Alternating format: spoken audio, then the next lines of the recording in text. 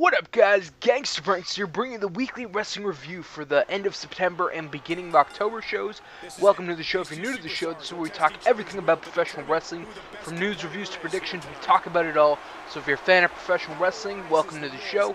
On today's show, we got reviews for 2 weeks worth of RAW, 2 weeks worth of Smackdown, Impact, NXT, Ring of Honor, and that's about it. And we're also going to have predictions for TNA Bound For Glory, which is happening tonight. It's actually happening as I speak, but I'm not up to date. But I just thought I'd throw my predictions into this show, otherwise it'd be kind of short. So we'll have my predictions later on, and of course we'll talk about some wrestling news as well at the end. So let's quickly jump to the show and then talk about Bound For Glory, because I do want to talk about that. Alright, so first we got RAW. This was what episode is this? This was the September 30th edition of RAW. Alright, so on the show, of course, they were building towards Battlegrounds, which is something we're going to review on the next show, the next weekly wrestling review. We'll have a review for Battlegrounds. But until then, on this episode, you know, we had more stuff from the Authority. I'm not going to call it the Corporation anymore. That's the name they've been given, the Authority. Triple H, Stephanie McMahon, and all of them. One thing I want to talk about, like Wade Barrett, he hasn't been in action recently. Apparently they want to repackage him. I honestly think he should be a part of this whole thing. And yeah, I don't know why he's not. But anyway, I just want to talk about that real quick. What else happened on this show? Well, that didn't happen on the show, but on on this edition of RAW was the 11-on-3 handicap match, the Shield versus a fuck ton of guys. We'll talk about that later. I think we'll actually talk about that right now. Honestly, there's some stuff on the show. Nothing really worth talking about, though, except the main event, which was the big 11-on-3 handicap match, Shield versus RVD, Kofi, Zack Ryder, Primetime Players, Usos, Justin Gabriel, Dolph Ziggler, R-Truth, and Daniel Bryan. Before the match, you had Goldust and Cody Rhodes attack the Shield in the crowd. I thought it was hilarious that they were supposed to blend in with the crowd and then sneak attack the Shield, but I don't know how they were so sneaky when Goldust has his face painted gold. I don't know, that was pretty like, the security guards were too dumb to realize that, but whatever, that was funny. They attacked the Shields, and we'll talk more about those guys later. But anyways, it was a good match, great way to end the show. You had Bryan and all the guys from the on his team won the match, and it was just a great way to end the show. Just sent home everyone happy. It was really exciting, the last couple of minutes, and all in all, it was a good match for an 11-on-3. But it was good. I enjoyed it. Alright, next we got NXT. This was the edition of NXT where we had Triple H. He came out and announced that, Dusty Rhodes, with the whole thing going on with him and his family and the Authority, he has to announce a new GM for NXT, and he announced that JBL will be the new GM for NXT, which I like. And he's going to be a heel GM, and he cut a heel promo, and it was just himself. I thought it was a great way to end the show. Just like, hey, this is a new era in NXT with JBL. And we'll have to wait and see what shenanigans he has planned up his sleeve. But I don't know. Well, I'm interested to see what he does as an authority figure on NXT. Because Dusty, as an authority figure in NXT, he only appeared periodically.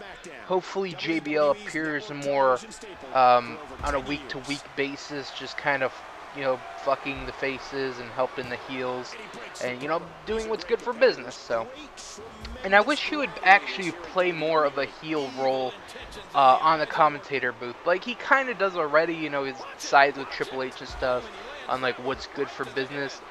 But he's on the fence. He plays both sides. He plays a face announcer and he plays a heel announcer at times. I would just like to see him go full heel and just shit all over Cole and shit on Lawler. I think it would make for some entertaining announcing, but we'll have to wait and see if he goes all the way in.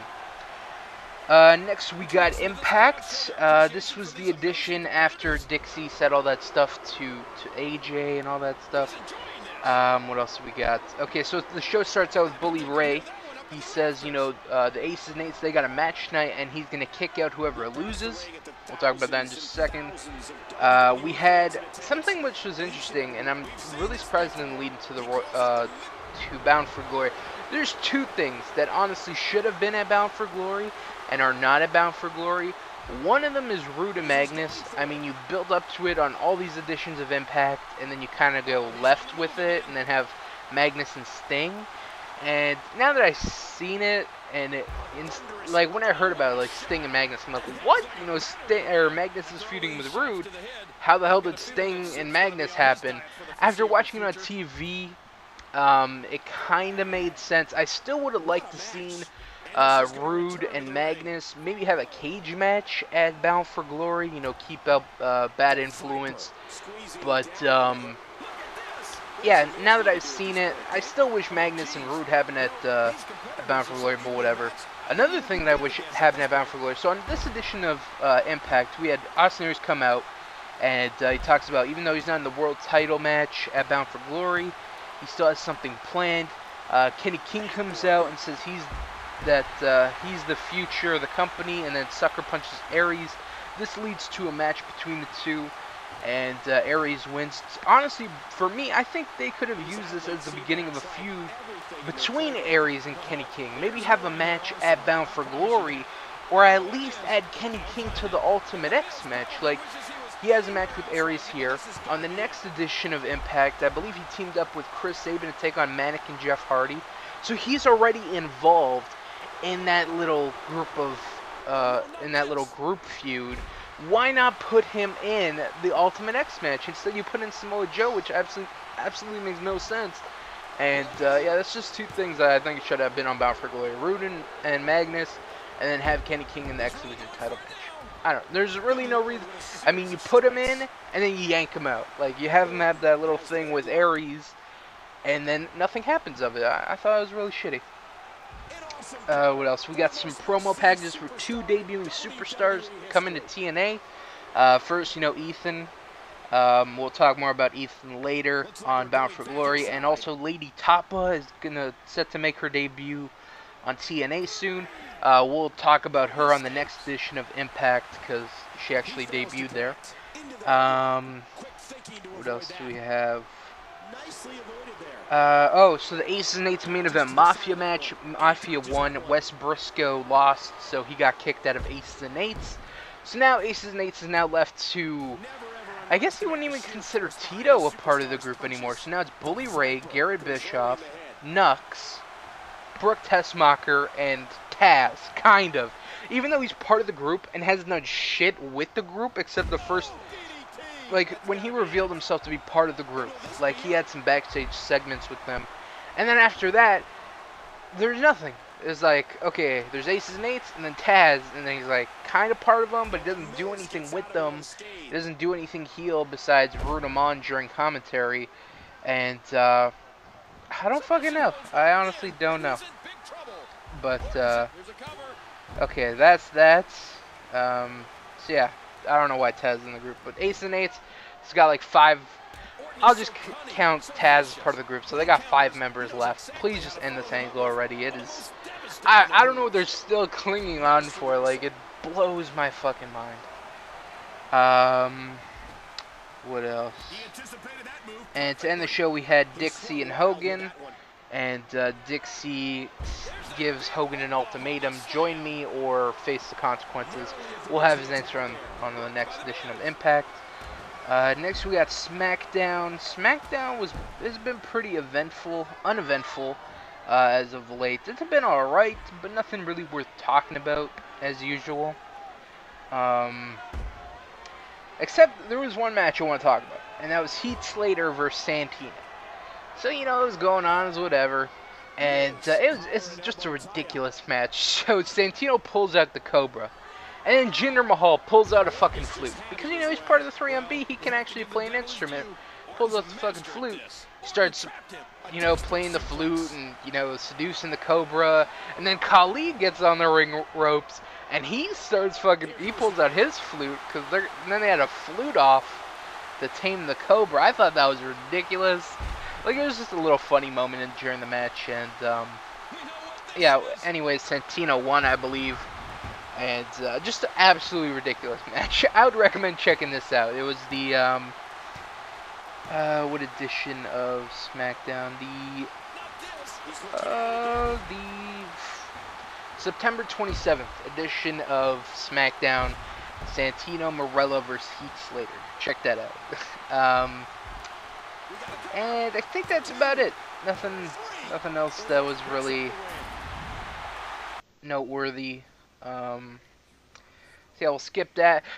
Next, we got Ring of Honor. I'm just going to sum up the Ring of Honor shows. It was basically what they've been doing for the past couple weeks, and just showing matches from, like, pay-per-views that they've had, like Death Before Dishonor. Showed more matches from Manhattan Mayhem 5. That's nice to see and all, because I didn't get to see those shows, but I want to see Ring of Honor and their actual TV show. I don't want to see what happened on a pay-per-view. You should promote the pay-per-view on the show and be like, yo, this is what you missed if you didn't watch pay-per-view. And then I'm like, damn, I should have watched that pay-per-view. Look at all the stuff I missed. Not show me all the good matches that happen and leave everything out. I think that's kind of shitty. They should just stick to their regular programming. That's what I want to see. Next we got Raw, the October... Is it October? No, this is... Hold on. The first edition of Raw was the 23rd. September 23rd. Okay, this is the September 30th edition. This show had the debut of the Los Matadors. We'll talk about them right now, actually. So Los Matadors, they finally debuted. And I don't really know what to say about them. I mean, they came out, they had their spectacular entrance, they had a little bull. I think that surprised a lot of people. I don't think people thought that they were going to get a bull. But they got a little short Mexican wrestler, and he's in the costume.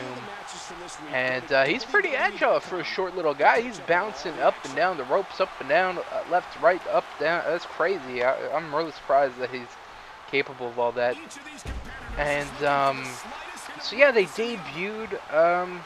Not really much to say about it. I'm just glad to see the tag team division getting some love. As far as the gimmick, it's kind of whatever to me. I don't like it. I don't hate it. It's just kind of there.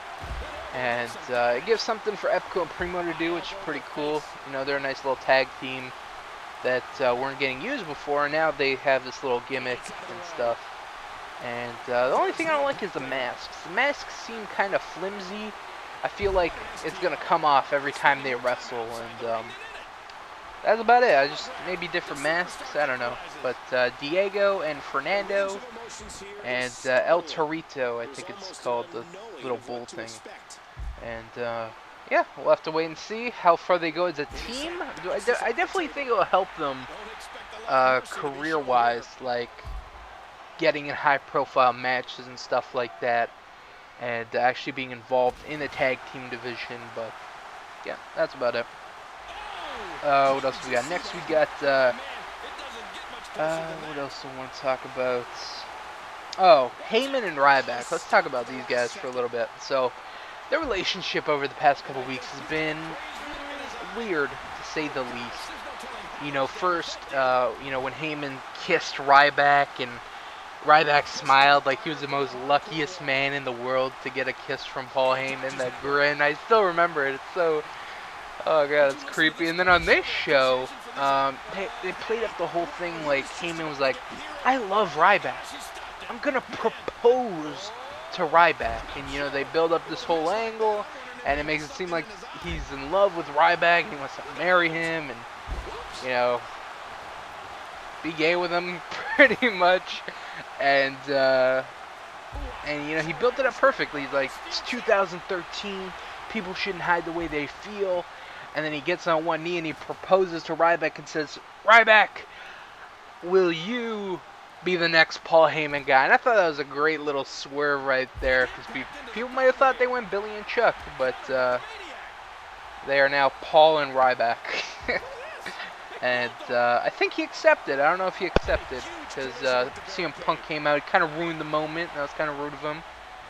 So I don't know if Ryback accepted, or or he declined, so we'll never know. So anyways, Punk comes out, he jumps the guardrail, pretends that he hurt his knee, and then he nails Heyman in the ankle with a candlestick. I watched that, and I'm like, oh my god, that looks so painful. Like, he blasted him in the leg. He swung it like a bat. And I don't know if it hurt him or not, but me watching it, I'm like, oh my god, that looks like it sucks. Especially if you hit him in the ankle.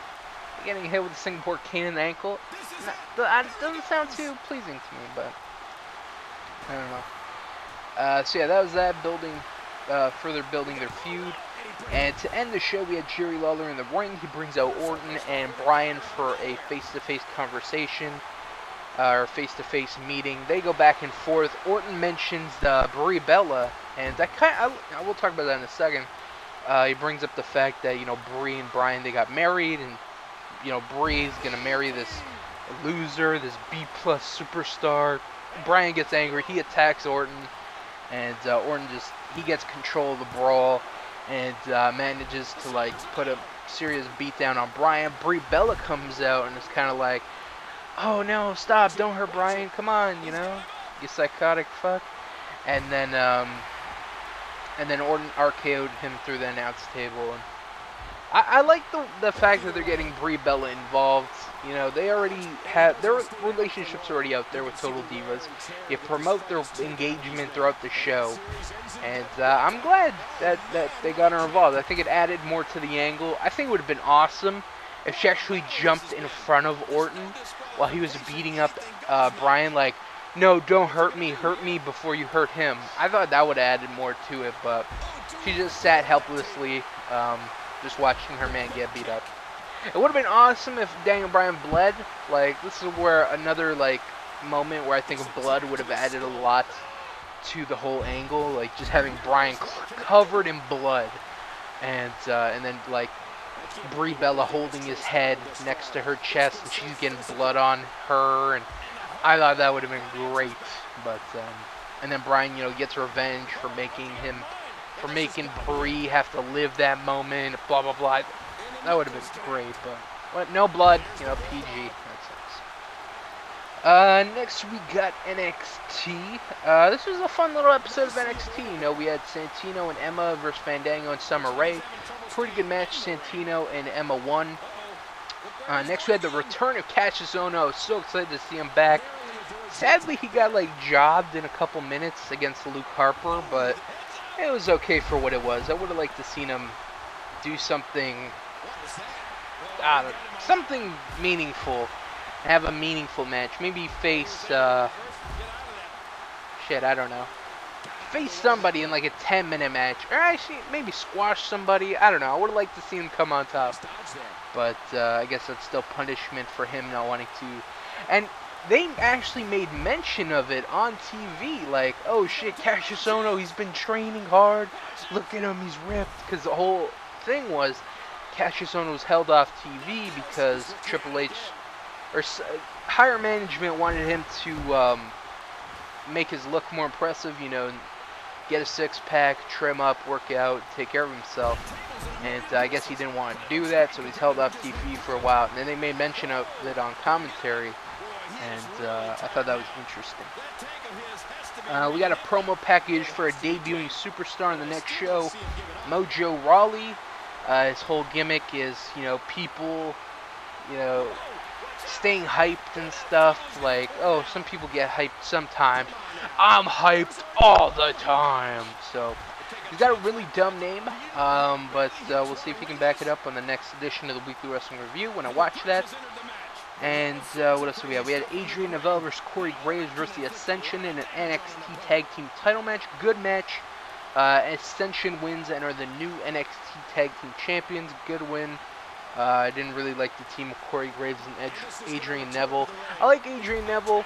Corey Graves is kind of whatever to me. But them together just really didn't make any sense. So I'm glad to see that that's over. Give it to an actual team. And to end the show, we had the Bo Dallas Invitational. Of course, Sami Zayn was not allowed to compete in it because he injured Bo Dallas or something like that. So we had the Invitational. First, we had some unknown guy come out. He almost beat Bo, and then Bo just destroyed him, beat him. Antonio Cesaro and Leo Kruger come out. They didn't want to let each other go in, so they just ended up fighting. And then El Local came out and beat Bo, and then unmasked himself, revealing it to be Sami Zayn. So Sami Zayn gets a world title match in 2 weeks or something like that. So hopefully he wins and finally dethrones Boo Dallas. And yeah, I think that'd be great. And the NXT fans want it, so make it happen. Alright, next we got Impact. In this edition of Impact, we had Magnus versus Ego in a gauntlet match, you know, furthering their feud. It was a good match. Ego won. After the match, Magnus starts throwing chairs. Sting comes out, tries to calm him down. Sting tells him to go to the back and chill. Magnus is like, I'm tired of failing, whatever. Sting says, you know, I was in your position once, you know, I tried to make a name for myself, and I lost a lot of matches, but eventually, you know, I faced Ric Flair. He helped me make a name for himself. And Magnus was like, no one will ever do that for me, blah, blah, blah. Sting's like, I will do it for you. I will fight you at Bound for Glory. And bam, they're having a match at Bound for Glory. Makes no fucking... Well, it makes sense, but not as much sense as Rude and Magnus and Bound for Glory. Whatever. Also, I want to talk about Ego a little bit more. So they had a backstage segment, and Ego announced that they're going to induct Bobby Roode into the Ego Hall of Fame. That was whatever. It was a cool little backstage promo. It was funny.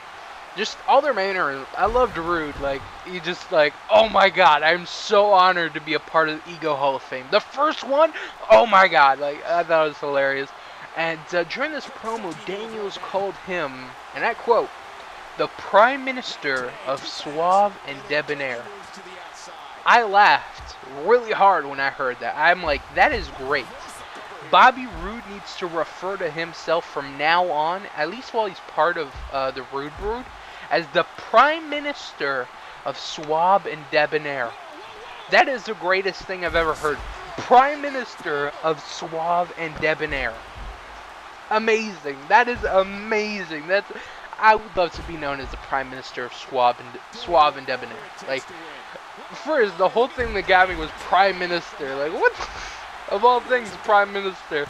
And then, I don't know, that's hilarious. He needs to use that as his nickname. Next, we have Brooke Tessmacher versus Velvet Sky. Match never happens after Lady Tapa makes her debut and attacks Velvet. Really not happy to see Lady Tapa. Last time I saw her, which was on the not NXT, the TNA One Night Only shows, the women's show, which is absolutely terrible. She's not good in the ring. Hopefully she's improved from the last time. Well, they did film all those pay-per-views in like March or something like that, and then they've been airing them periodically. So she's definitely had time to get better from like March to October. I have my doubts. I do. They're trying to recreate magic here. They're trying to make her be the new Awesome Song. But that's not what they're going to get. So we'll just have to wait and see. But I think this is going to end up being a huge flop. And to end the show, we had Dixie Carter come out. She brought out Hogan. Hogan comes out, and Dixie wants to know if she's going to accept her. If he's going to accept her offer. He says no and then ends up quitting the company. She tries to beg him to stay. She even grabs onto his leg like a little child as he tries to walk away. I'm like, you're the heel of the company now, the biggest heel, and you're going to grab on the Hulk Hogan's leg like a little fucking kid? I'm like, that looks terrible on your part. You're supposed to be a strong fucking woman. You should just be like, fuck you, Hogan. I don't need you anyway. So goodbye. Hit the road, Jack. You're not coming back. Don't grab onto his leg. I thought that looked so terrible. And just killed her character already. Anyways, last but not least, we got Smackdown. And nothing. It was just a bunch of okay matches. Nothing worth talking about. Alright, so first, let's talk about Bound for Glory. Here we're going to give my predictions for Bound for Glory. So Bound for Glory is happening tonight in... I don't even know what fucking city it's happening in. What city is it in? I don't know. Well, that's whatever. Anyways, so Bound for Glory today. The biggest show of them all. TNA's biggest show. They're WrestleMania. Their biggest pay-per-view of the year. Looks like shit. Let's be honest. It does. It looks like crap. It looks rushed. There's just some stuff on there that makes no sense. And if this is their effort for their biggest show of the year, they've failed. There's a couple matches. Well, there's some matches that look good, but overall, this is supposed to be your biggest pay-per-view. You're supposed to put in all your chips. You're supposed to think of it as a poker game. You're supposed to go all in. You're supposed to pull out all the stops on this pay-per-view. And I just felt like they haven't done that, honestly. I just feel like it's a very rushed pay-per-view. They made this seem like it was just another regular pay-per-view, and it's not. It's their biggest show, but I don't know. That's the perception I got of this whole show. So let's just go through it from top to bottom. There's only 6 matches on the whole pay-per-view, which is ridiculous. Absolutely ridiculous. This should be a full 8-man match card, but whatever. And there's a pre-show match. Let's talk about this match real quick. So there's like your tag team titles aren't even in a fucking match worth. They're just thrown together in a little match. They don't even have a feud going into this match. I think that's fucking terrible. First, they should just put the gauntlet match in the tag team title match. Make it one. Get rid of the pre-show match. Make this like a 20-minute tag team gauntlet match. And that should be it, honestly. I don't think they should have separated the two. And, but anyways, it's not... I'm not going to talk about what I think it's going to happen. Let's just talk about what's the show. So we got the pre-show match, Bad Influence, Eric Young, Joseph Park, Bromance, Chavo and Hernandez in a tag team gauntlet match. Another thing that's really stupid about this is the champions are faces. Now, the whole thing about, having this match on the pre-show and then going to face the champions later on, this only works if the champions are heels, TNA. I know it's a really hard concept, but the bad guys are always supposed to put the odds against the baby faces. The baby faces or the heels aren't supposed to have the odds stacked against them. That is stupid, but here that's not the case. So anyways, if this was a good idea, and let's put a hypothetical situation. If Gunner and Storm were heels, this would work better. Let's take, for example, Chavo and Hernandez. Let's say they're the baby faces. They want to get the tag teams. They go through this gauntlet match, and then they go on to face the tag team champions on the show, and then they finally win, and they've overcome all the odds. They beat all the tag teams in the gauntlet match.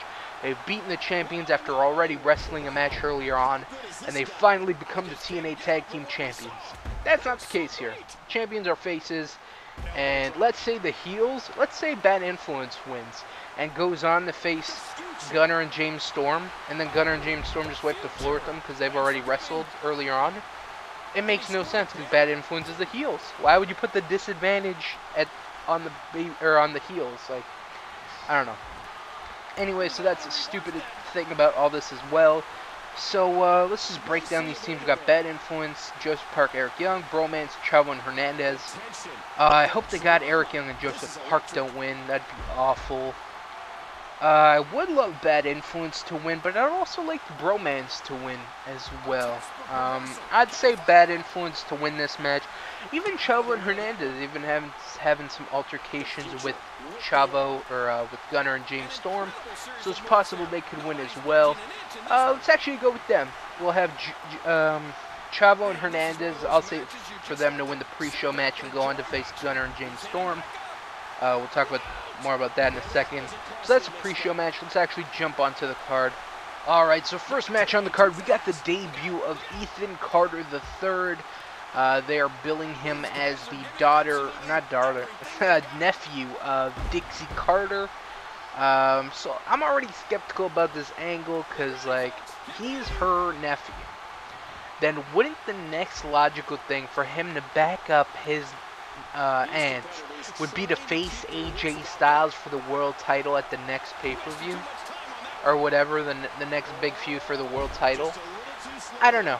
At least in my head, that would make sense. Hopefully that doesn't happen because I don't want to see Derek Bateman versus AJ Styles for the TNA World title. I think that'd be absolutely ridiculous. But whatever, he's supposed to make his debut on today's show, on the Bound for Glory show. I don't know who's going to face, but he's probably going to go over. So that's that. Next, we got Austin Aries, Manic, Chris Sabin, Jeff Hardy, Samoa Joe in a 5-man Ultimate X match for the X Division title. I don't expect Joe to win. I don't expect Aries to win. I don't expect Manic to win. It's either Chris Sabin or Jeff Hardy. Like Chris Sabin, he's been a heel lately, so he can like cheat to win or something, or at least knock a face down as he's going for the title, and then win it that way. Or might pull like an RVD and have Jeff Hardy win, and he can be a part of the X Division feud with Chris Sabin in the next feud going for the X Division title. But my money is on either Chris Sabin or Jeff Hardy. Next we got ODB versus Gail Kim versus Brooke Tessmacher for the Knockouts title. Just whatever. I don't think Brooke's going to win because I think the Aces and Eights angle is going to die out. So giving her the title just kind of wouldn't make sense. It's probably going to be ODB and then feuding with Lady Tapa in the future for the Knockouts title. That's my prediction, especially with Taryn Terrell now. She's pregnant. So she won't be in the ring for at least a year. So, yeah, that's probably going to be the next big feud for the Knockouts division. So next we got Gunner versus James Storm versus whoever wins the pre-show for the TNA Tag Team titles. I think it's either... Honestly, any of the teams could win except Eric Young and Joseph Park. I don't think they're going to win, especially since you have so many other tag teams. I think Chavo and Hernandez are going to win. And then, since they're kind of turning them heels, maybe steal the victory. They win the titles at Bound for Glory and then build towards Gunner James Storm versus Chavo and Hernandez in a rematch, or break up Gunner and James Storm because them as a tag team makes no fucking sense. Even though they did have a promo package on one of these Impacts I forgot to mention. And they actually, I think it was the second Impact, they put a promo package and they talked about why they are a tag team and why they are a good tag team. That's good, but it's a little late. I don't care. I don't want to see these guys as a team. Yeah, so I'd Chavo and Hernandez to win the titles. Next, we got Magnus versus Sting. With the whole thing, like, Magnus wants to prove himself. He's probably going to beat Sting at Bound for Glory. I honestly think this might be Sting's last Bound for Glory. So let Magnus win, go retire, leave TNA. TNA doesn't need Sting. And you could build a star out of Magnus. Or even have Magnus beat Sting, and then Sting goes for the handshake, and then maybe Magnus turns heel on him and be like, yo, you let me win. I didn't beat you. You let me win. And then he still feels like he has yet to prove himself and just turns heel on Sting. So that could be something, but I think Magnus is going to walk out with the victory. Next we got Kurt Angle versus Bobby Roode. This whole feud is because Bobby Roode's like, oh shit, why is Angle getting inducted to the Hall of Fame? So, I don't know. Last time they faced, which was like 2 years ago, Bound for Glory, which Bobby Roode should have won because he should have won the TNA World title, which is stupid that Angle won. But they're having the rematch here, and honestly, I don't really care about this match whatsoever. Angle, he's faced Roode at Bound for Glory before, so it's not even special. Face a new opponent, face Austin Aries. Austin Aries can put him to his limits. They can have a great match. It's going to be fresh. No one's ever seen Angle and Aries wrestle before. And I just think it would be a lot better on this type of show. That would be a big match people would actually order the pay-per-view for. But just having Roode and Angle, Angle's having his Hall of Fame. He just was inducted, so I'm going to go with Angle to win this. If Bobby Roode is going to win this, it'd make no sense at all, and it'd be 2 years too late. So, and then we got the main event, AJ Styles versus Bully Ray. Definitely got to go with AJ Styles. Bully Ray is he's going to die. I don't want to say he's going to die, but he's going to go off, finish his angle with the Aces and Eights, and then, I even expect Mr. Anderson to return during this show. AJ, have the ref get knocked down. AJ's or Bully's probably gonna get a chain or something, and then maybe Mr. Anderson makes the save, or maybe have Nux and Garrett Bischoff cost Bully Ray the title match. Like, no, don't use that chain. Fuck you. They're finally gonna stand up to Bully Ray, and it's gonna be one of those two situations. Either way, AJ Styles is gonna walk out the champion.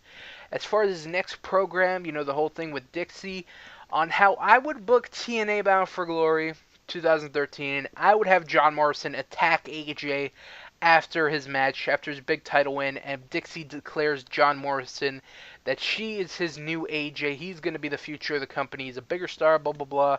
He's better in the ring, all this stuff. And bam, big program. I don't think they're going to do something like that. That would be awesome. I don't think people would expect it. But Dixie has to make some sort of appearance after the match to be like, okay, you won your TNA World Title, so I got my eyes on you. Like, you're the person I hate, and I'm gonna do everything I can in my power to get rid of you as champion. So that's that. So as far as the whole pay-per-view, like I said, it doesn't look good for their biggest show of the year. It just looks like an average TNA pay-per-view, and that's about it. I don't really have anything else to say about this.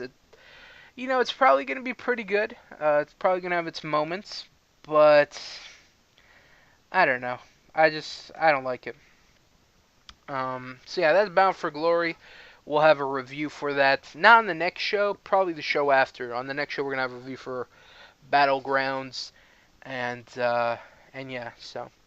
So let's just talk about a couple things wrestling news-wise. So, like I said, Mr. Anderson might be returning to TNA, and even announced that himself. He said he expects to be back in TNA within a week, but it's already been almost a month, and I think they're waiting for the perfect time, and that perfect time would be Bound for Glory to build towards Bully Ray versus Mr. Anderson on the next program for them. Also, another couple people that are supposed to be returning are some X Division guys. It's being reported that a couple former X Division names are going to be returning to the company. These rumors are fueled by AJ Styles' promo from Impact the other week. And, there's always rumors that former X Division champions or former X Division wrestlers are going to come. A couple weeks or months ago, like, it was a big thing that Petey Williams is back, and he signed a new contract with TNA. Well, that was like in June. Where's Petey now? He hasn't been seen on TV in like 4 months. So hopefully he doesn't come back, because that'd be like his 5th return, and I just don't care to see Petey returning. I like Petey Williams. I just don't want to see him have a big return again. Like 2 big returns in the same year. Like, what the fuck? But I'd like to see guys like Amazing Red come back. That would be awesome. Who else? I don't know. They've had a lot of good people in the X Division. So, Amazing Red. He is definitely somebody I'd like to see come back. But, yeah, we'll see. So what else do we got? NXT announcer Tony Dawson has been released from WWE. He is no longer the announcer. He was released. They just felt like he was a nice guy, but he didn't have a passion for pro wrestling. And, I don't even know who commentates NXT anymore. They all sound the same. Tony Dawson, Tom Phillips, and Alex Riley. They all sound the same. The only one that sounds different on the NXT commentator booth is William Regal, and that's because he has a British accent. Everybody else, they all kind of sound the same. Like, if you were to put them in a lineup, I couldn't say, okay, this is... Actually, I could probably do Alex Riley. I don't know the difference between Tom Phillips and Tony Dawson, but I think I enjoyed both of them, and it's going to suck for them not to be there anymore. So, that's that. There's been some rumors that Drew McIntyre might be splitting up from 3MB, which would kind of explain, like, on those matches with the Los Matadors, it was Heath and Jinder, and Drew wasn't even on the show. He wasn't managing them. Actually, I think he did. When they had that Cobra thing with the pipes, Drew was there, because I remember he got chopped in the head and then just fell to the side. But there's been some rumors that they want to repackage him as a singles wrestler, and honestly, that would suck because I do like them as a group in the 3MB. Um, I don't think they've run their course yet. Like, I know they're not doing anything, but I just like seeing them together. Like, that's just me. And it'd really suck if they... Because if he leaves and then that breaks up 3MB, then what happens to Jinder? What happens to Heath? I don't know. They're probably future endeavor. That's what. So that's that. So that's it for the weekly wrestling review. It was a short show. Like I said, we didn't have any pay-per-view reviews or Total Divas to talk about. But that's about it. So I want to thank you for watching. Come back next time where we have reviews for Battleground and 2 weeks worth of Raw, SmackDown, Impact, NXT, and Ring of Honor. So that'll be a fun show. And that's about it. So I want to thank you guys for watching. Hope you guys enjoy. Catch us next time. And until then, guys, peace out.